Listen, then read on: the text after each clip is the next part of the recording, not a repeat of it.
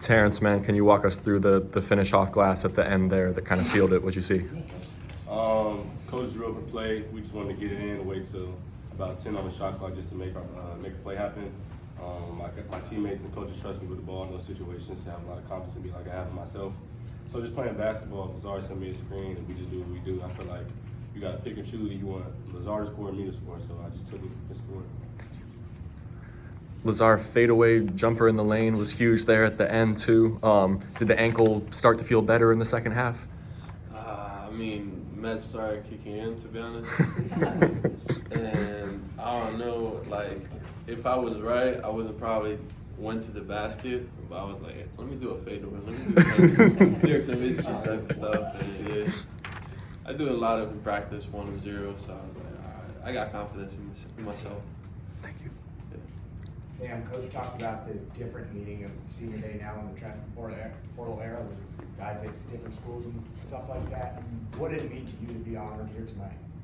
Man, just the history of VCU is always great, man. You know basketball, you know about VCU. So just being able to play with these guys all year, man, just come closer, connect with these boys. It feels like I've known them for 2-3 years now. You know what I'm saying? The way we be fighting and arguing and coming back up, like getting back together, gelling and stuff. So it just feels good to play with guys who just appreciate you, appreciate what I do, even my good and bad. So I really wanted to say thank you to my team, support staff, just everybody here at VCU. You know what I'm saying? It's our final home game, but just want to say thank you to everybody, all the staff, all my teammates, everybody.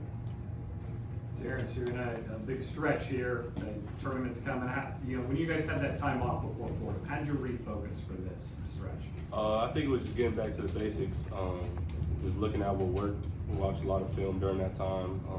And coach was always honest about we need to compete against each other. So when we go in the game, we had that competitive edge. But just going down the stretch, like you said, I think it's just about our mentality going into it. Of course, we're going to have to execute plays down the stretch, but I think it's going to determine our mentality down the stretch.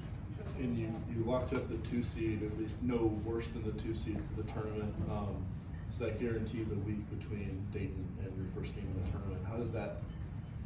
Is there a difference between rest and then other teams coming in with that playing experience in the big tournament game on Friday? I think rest is a big thing, to be honest. Especially like we had this past week to get our minds right, get our bodies right with this long season we've been going through. So I don't think it's an advantage or a disadvantage, but I like to get my rest for sure. Guys, they shot 62% inside the arc in the first half, 44% the second half. What changed defensively? I just think we should start being a little more physical. We did our job, we did our work a little earlier. You seen the second half, they were sealing us not late, but deep in the post. And all they had to do was just turn around and put it right in. So we didn't make their job any harder than what it should have been, but we just got more physical in that second half. Early in January, the second half was they didn't score a single 3-pointer, dominating within the paint. What was kind of the difference, like knowing what you knew about them then? How did the difference guarding within the paint change for today? It was kind of the main focus going into this game. Coach was stressing us about, like you said, how they didn't hit a 3 in the second half when we played them the first time. So we talked as a team. We were like, if they're going to beat us, they're going to have to beat us off 3s. They're not just going to keep posting us up. And like Bam said, we just went out there with a physical mindset. And I think that was a good game plan, so we got the win. Biggest lead for either team tonight was 8. How did you guys kind of stay together throughout, and how did you guys lock down on Mason towards the end?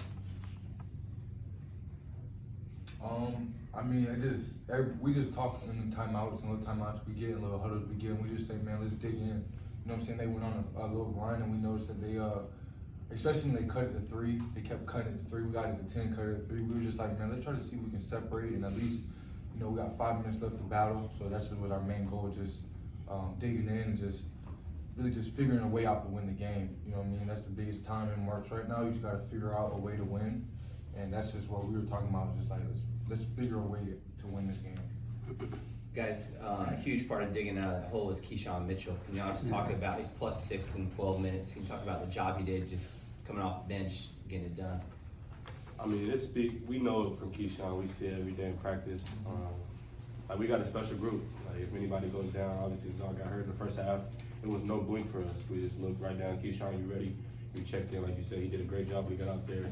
It's hard not, playing a couple games and then trying to get back in the flow of the game, but I think he did a great job to let the game come to him and just impacting it the way he needs to impact it. And him and Lazar go at it Every single in day. practice, so Every single day, they're about to fight. It's not like he hasn't been playing. You know what I'm saying? Yeah. So that was a big part of it Yeah, too.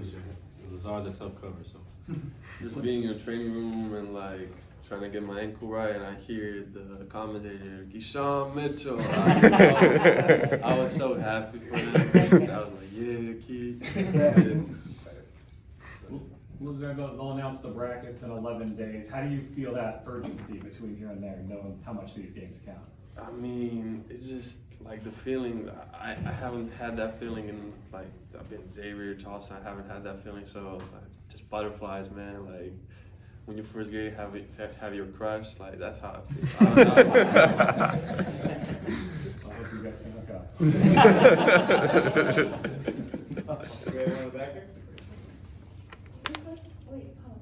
question is from Mr. Tracey. You had a great overall game. What was your mindset coming in, especially with it being